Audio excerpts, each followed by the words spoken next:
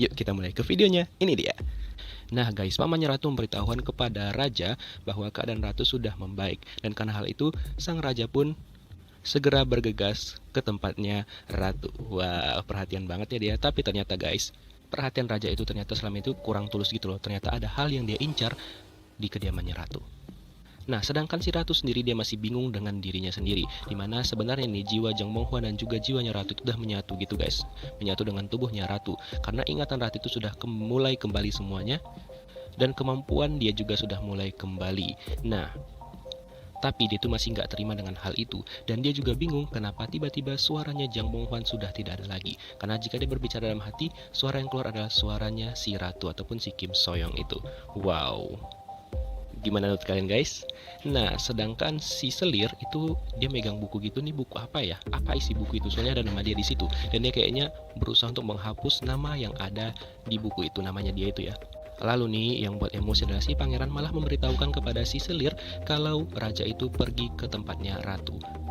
Ya otomatis si selir langsung emosi dong ya kan, dan tangannya hampir terluka. Dan pada saat itu kelihatan banget ya kalau si pangeran itu tuh memang ada perasaan sama si selir.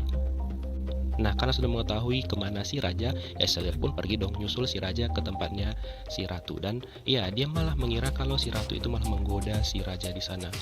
Emang dasarnya emang udah jorok pikirannya, picik ya udah kayak gitu terus tuh. Hei, memang si selir nih ya, suzon aja.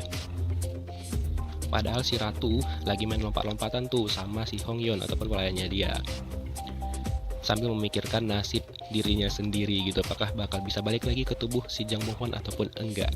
Nah, selesai mereka main lompat-lompatan, si ratu pun tiba-tiba aja berpikir mau ngasih sesuatu hadiah untuk ibu ratu agung gitu teman-teman. Dan dia sempat menanyakan pada Hongyeon, Hongyeon bilang ya kasih ahli waris aja. Kemudian si ratu malah berpikir itu adalah hal yang konyol gitu kan, dan tiba-tiba aja dia terpikir untuk membuatkan sesuatu barang yang mahal untuk diberikan pada ibu ratu agung, dan dia pergi menggeledah gudang ayahnya dia sendiri. Wah, nah tak lama setelah itu sang raja pun sampai di tempatnya ratu. Dan kayaknya nih guys, jiwa Kim Soyoung itu udah semakin kuat di dalam tubuhnya ratu. Jadi udah menyatu dengan jiwa Jang Monghwan, dimana pada saat dia berpapasan sama si raja, dia terpesona banget dan teringat pada saat raja memilih dia sebagai ratu waktu itu ya teman-teman. Dan dia pun semakin terpesona dengan ketampanan sang raja, karena dia memang udah suka banget sama si raja si Kim Soyoungnya. Kemudian raja memberikan dia bunga, dan sesaat jiwa Jang Monghwan langsung keluar dan dia kembali menjadi barbar guys. Lalu dia bilang dan ngomong sendiri untuk menyuruh si Kim Soyoung ataupun jiwa Kim Soyoung itu segera keluar agar dia tidak melakukan hal-hal yang menurutnya konyol gitu loh teman-teman. Dan setelah itu ayahnya ratu datang, dan di sini kelihatan banget ya kalau si raja itu tuh kayaknya emang agak kurang suka sama orang tuanya si ratu. Nah, hal itu tuh kelihatan setiap raja tuh ngomong sama ayahnya ratu ya kan. Nah, tapi setelah itu raja meminta untuk berjalan atau berkeliling di rumahnya ratu. Padahal mereka nggak tahu niat raja ini adalah agar dia bisa mengetahui semua daerah di sana untuk melancarkan aksinya mencari apa yang dia inginkan. Tapi di dalam perjalanan dia bertemu dengan sumur gitu guys. Ternyata sumur itu tuh mempunyai kenangan buruk sama raja.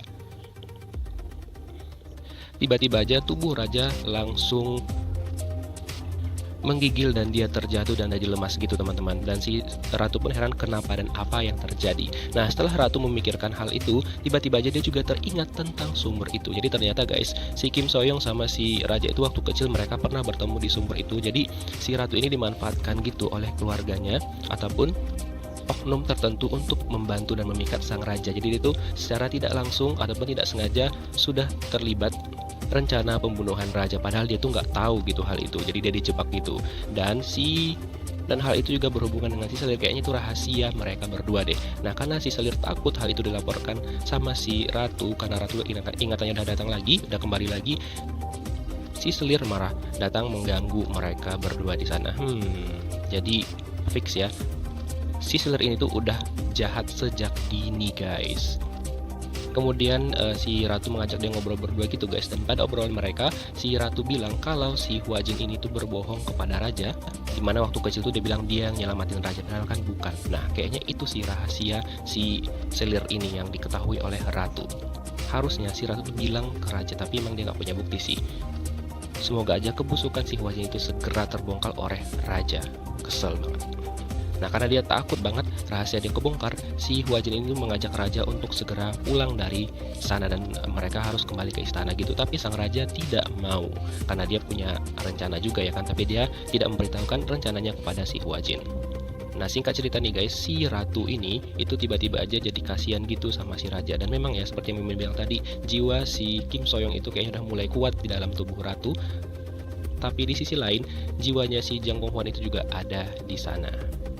Nah, pada saat itu tiba-tiba aja si sepupunya ratu datang ke sana mengganggu kemesraan mereka berdua ya. Jadi lama-lama awalnya Mimin agak respect nih sama sepupunya, tapi kok lama-lama jadi sesuka hatinya dia gitu ya. Padahal kan udah tahu ratu tuh udah nikah tapi masih aja mepet ya kan. Aduh. Dan pada saat itu tiba-tiba aja ada seseorang yang datang, mereka anggap pengganggu gitu dan mau menyerang ratu, dan langsung saja si raja bersigap di sana, langsung menendang orang tersebut, dan hal itu ngebuat si ratu malah kagum. Jadi jiwa si Soyoung itu langsung keluar gitu loh guys. Dan di saat yang bersamaan jiwa Jang Bonghwannya juga langsung keluar dan dia nyuruh si Soyoung untuk tidak bersikap seperti itu. Sumpah lucu banget nih mereka. Dan malam harinya raja dan juga si sepupu ratu itu battle minum gitu guys. Gila sih ini. Dan hal itu mereka lakukan sampai mereka berdua tepar. Aduh. Battle minum tapi dua-duanya tepar. Ada-ada aja ya kan. Nah, si ibu suri guys itu ternyata tetap aja keras kepala ya. Dia malah bersekutu sama si selir dan dia memberikan hadiah gitu sama si selir, kayak jepit rambut sama pin yang sebenarnya itu hanya boleh digunakan oleh ratu. Dan dia bilang yang cocok jadi ratu adalah si Huajin ini. Dan si selir karena udah besar kepala, dia katanya mau mulai ngelawan si ratu. Coba aja kalau bisa, lihat aja penderitaan lo nanti ya. Kesel banget Mimin. Dan si Huajin pun memberitahukan rahasianya bersama ratu kepada si ibu suri. Mungkin dia nggak tahu ibu suri juga licik, dan itu mungkin bisa digunakan ibu suri untuk mencelakai dia. Bodoh ya. Nah, ini entah apa lagi yang mau dilakukan sama pamannya ratu. Jadi dia menyuruh Kasim suruhannya dia itu untuk mencari sesuatu di rumah si ratu. Kayaknya sih menurut Mimin adalah buku rahasia itu.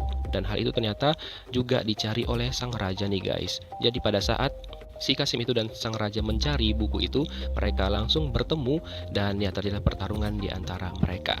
Dan yang awalnya udah serius ya kan mereka bertarung, dan malah si ratu yang tiba-tiba bangun, dia kira orang yang bertarung di luar itu lagi joget tango gitu guys. Ini nggak paham lagi sih. Awalnya Mimin udah mau serius, malah jadi ketawa ngeliat tingkahnya si ratu.